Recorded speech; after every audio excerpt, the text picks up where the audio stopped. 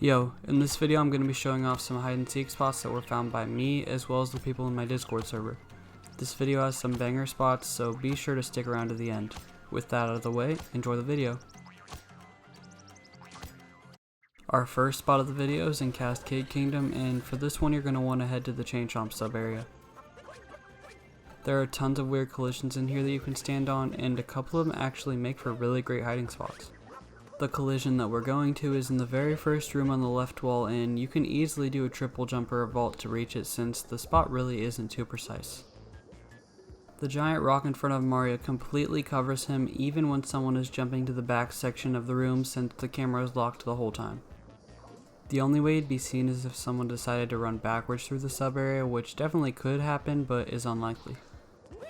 Now, I doubt you'd be able to escape from this spot since you can't see people coming toward you, but if you somehow reacted fast enough, you can backflip and then cap jump to quickly exit the sub area.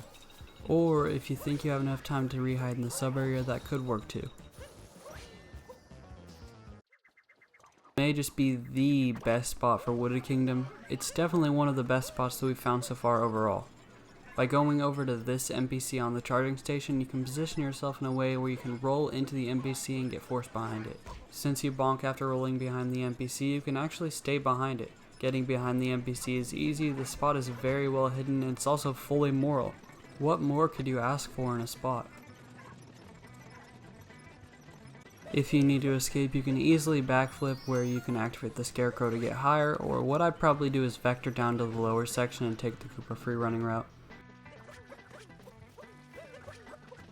If that doesn't work for you, you have tons of other options like going for the rocket flowers or taking the vine back up. You just do whatever you feel most confident in.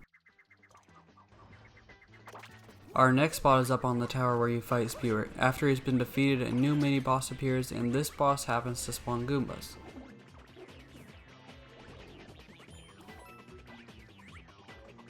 Goombas are much more lenient than Mario on steep slopes, which allows us to jump down and stand at the base of the tower. You can do this on the other sides of the tower as well, but they're visible from the main area, and on this side the only spot that they can really see you from is the tower itself. This is a risky spot, but I feel like it was worth mentioning since it's cool that you can stand here either way. Believe it or not, you can actually escape from this spot. It just requires some really precise movement.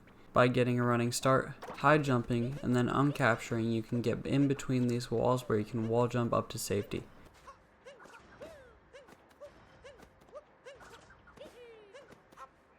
From here, your only option is to go into the tower, where I doubt you'll make it out, but hey, you never know.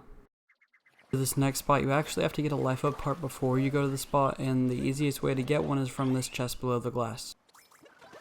After you get the life up part, head over to the lava rising sub area. Now, I know you're probably thinking, I've seen this spot before, he's going to do the dumb lava bounce thing. Now, you're technically right, but there's more to it. After you've bounced over to the island, you can jump off into the lava, but wait, there's actually a standable ledge here. The reason that this spot is so good is because people don't usually want to actually bounce over to the island, so they just glance over to see if anyone's there. Since you're on the ledge below, they will not see you, making this a very cheap but effective spot. I think you could technically make the jump back up onto this platform if you needed to escape, but from here you can't really get anywhere other than the second island, which would just leave you more stranded.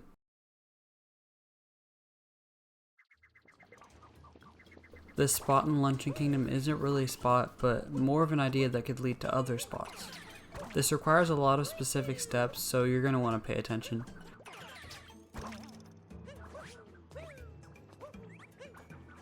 First, you need to defeat a stack of Goombas, and then run over to the Spirit boss fight arena so that they deload. After you've deloaded them, you can go back to the Goombas again, where you'll find that they don't respawn in a stack, and you can now capture one of these Goombas. Then you have to painfully bring it all the way to the town. Once you're at the town, you need to climb up these vegetables and onto the roof of the slots building. Now here is where things get tricky. If you spam Y into these slopes as a Goomba where Mario would normally slide, then you can actually just climb them. This first slope is fairly short and easy, but now we're to the actual mountain. You have to spam incredibly fast to keep yourself from sliding, but with consistent spamming you can navigate the entire mountain. This was the best that I could do, but I'm sure that you could get higher and get to other sections of the mountain. Now, I know that consistently spamming for the entire round doesn't sound very realistic, but there may be a way where you can stay up here without needing to. See, after I left snapshot mode and started sliding again, I went over this ledge and got the ability to spam again. So I think theoretically you could keep resetting your slide or even find a way to get the Goomba stuck here. But whenever I tried to do this a second time it didn't work, so maybe it's inconsistent. Like I said, this is just an idea that I wanted to put out there. I know that some people think Pokio spots are annoying, but I like the extra level of depth that they add to Bowser's Kingdom. For this one, you're going to want to bring a Pokio over to this edge. Make sure that you're in between the hook to your left and the bell on your right. Now, if you drop down and poke right as you're going below the edge, you can latch onto this tiny beam below. This isn't the best Pokio spot, but I think it's definitely worth a try since you're low enough that they won't see you unless they're intentionally looking over the edge, and in this spot you can also bend your beak so that you're entirely under the roof. The issue with doing this is that the seekers can hear the sound the bird makes while bending its beak, so if you're playing with Capture Sync, then this won't really work. If you aren't playing with Capture Synced, then this spot is even crazier, though I'd still try it either way. There isn't really a clear escape route for the spot. You can go down to the roofs below, but from there your options are to make a break for the wire, sprint across the lower roofs to the slingshot, or try to climb back up the walls of Pokio. Out of these options, I'd probably go for the slingshot, but it really depends on how many seekers there are and where they're warping to. Moon Kingdom has way too many spots for how empty it is. This one is a newly found spot where there's a tiny rock that you can stand on off the edge of the kingdom. There are definitely more of these. Unfortunately, they can't be found with the collision plugins since most of these appear to be standable but don't have collision. This rock is one of the easier ones. You just have to make sure that you're low enough that you won't bonk before you dive and that you're on the left half of the rock when you hit it. This is a very overpowered spot, especially since you can't even be seen by someone that's looking over the edge. The hints will eventually give you away, but I'd say hiding here will give you at least a guaranteed 15 minutes.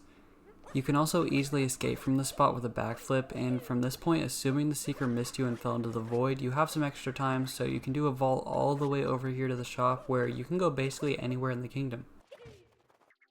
Some of you may remember a spot from my first hide and seek video where I showed that you can get inside of the boss paintings in Mushroom Kingdom without actually going into them. Unfortunately, we don't currently have a consistent setup for those paintings, however there was actually a setup discovered for the Bowser paintings in the Moon Kingdom chapel. First, make sure you're directly facing this wall and that you're as far right as you can be. Next, you're going to want to backflip once and then turn your camera to face a specific spot on the opposite wall. Go into snapshot mode to line your camera up with this line and then use first person mode so that Mario is facing the same way as your camera. Now if you did everything correctly, you should be able to backflip twice and land inside of the painting. Currently this spot isn't legal since you do have to be at least partially visible, but thankfully all we have to do is wait for Mario to fall asleep and his foot will stick out. This is a very immoral spot, which is why I think if you hide here you shouldn't even try to escape. I don't think you'll need to in this spot anyway. Wall jump spots under the Moon Cave Arena are basically a given at this point. This one is especially good since it's in a gap that I didn't even know was there until I was sent this spot. After you vault off the side here, make sure to turn around quickly or your cap bounce won't reach the gap that you're aiming for. There's not really a good indication for where the gap is, so you just kind of have to recognize the stuff around it. Like I said, this is a really good spot because even if they hear you wall jumping, there's no way to know exactly where the opening is. Now, I already know that you guys are going to try to tell me that you can do some fancy lava bounces and wall jump out to escape, but I'm telling you, there's no way that you can dive far enough to get to the island. Our last spot of the video is without a doubt the hardest to reach wall jump spot under the Moon Cave. Before you even try to go for this spot, you do need to defeat Med and Brood since the area that you're jumping from is toward the front of the arena. Keep in mind that the Seekers will have to defeat her too, which makes dealing with the annoyance of doing the fight worth it. After she's defeated, you need to go over to this specific block, jump straight off, and then go a bit to the right. Now, before you start clickety-clackening your keyboards about how small it has already hidden here, let me finish explaining the spot. Thanks.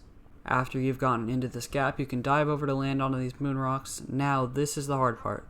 Jump in between the rocks, then throw Cappy into the wall so that he comes back and you can do a rainbow spin for a bit of extra height. Next you can do a cat bounce, but make sure that you're to the right of this rock so that you don't bonk. Now do a wall jump off of this left wall, do another Cappy return rainbow spin, and then just pray that you get a wall slide.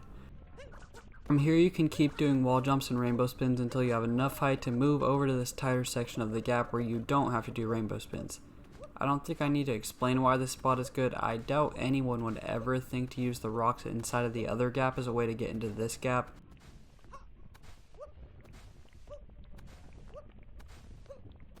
If you desire an escape route, there's technically a way to do lava bounces over between the pillars below the wire and wall jump up. However, I don't really think there's ever a reason that you're going to need to escape from this.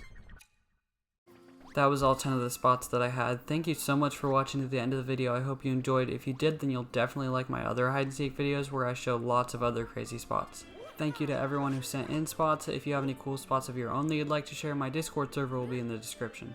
That's all I've got for now. See you in the next one.